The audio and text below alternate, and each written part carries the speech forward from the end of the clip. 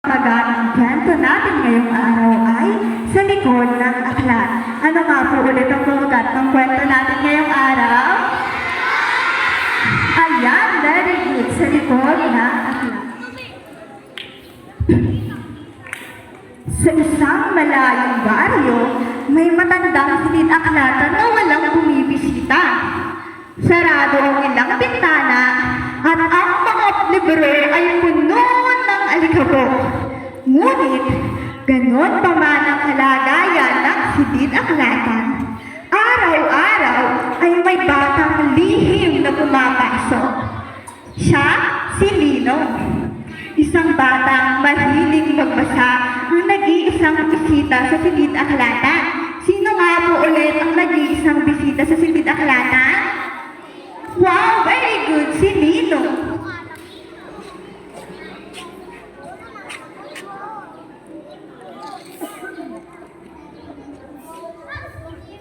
Ayan, sa tuwing nagbabasa si Lino ng aklat, kada pahina o bawat pahina ay nadadala si Lino sa ibang mundo.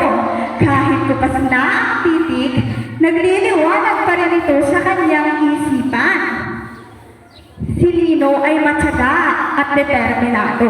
Hindi siya nagre-reklamo kahit walang ventilador o liwanag ng ilaw. Ginagamit niya ang liwanag mula sa maliit na siwang ng bubok.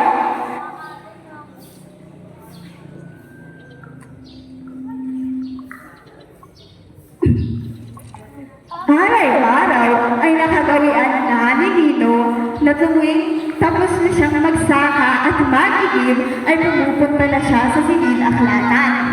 Pagod man ang katawan, gutom naman ang puso niya sa kaalaman. Hanggang sa araw-araw na pagpunta niya sa silid-aklatan, isang hapon ay nakita siya ni Mang Romy, ang tagapangalaga ng silid-aklatan. Bakit pala nandito ka ako? Tanong niya ng may ngiti. Ngumiti rin naman si Lino. Gusto ko pong matuto, sagot ni Lino. Baka sa likod ng mga aklat ay may daan patungo sa aking mga pangarap. At dahil sa sinabing iyon ni Lino, naantig si Mang Romy. Mula noon, tinuruan niya na si Lino na magbasa, sa pagsulat, at higit sa lahat sa pagtatanong ng may tapang.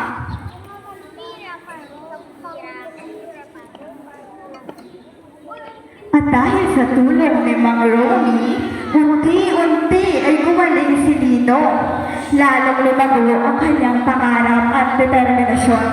Hanggang sa isang araw, mayroong mga bumisitang tagalungsod. Naghahanap sila ng isang batang scholar. Ipinakilala ni Mang Romy si Lino. At humanga sila sa talino nito.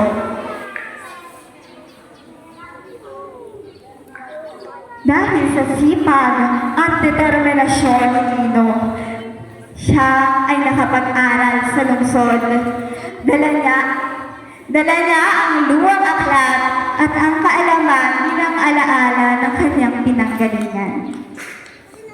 At hindi rin nagtagal, si Lino ay naging isang ganap na guro sa dating tahimik na silid-aklatan na kanya lamang pinagbabasahan.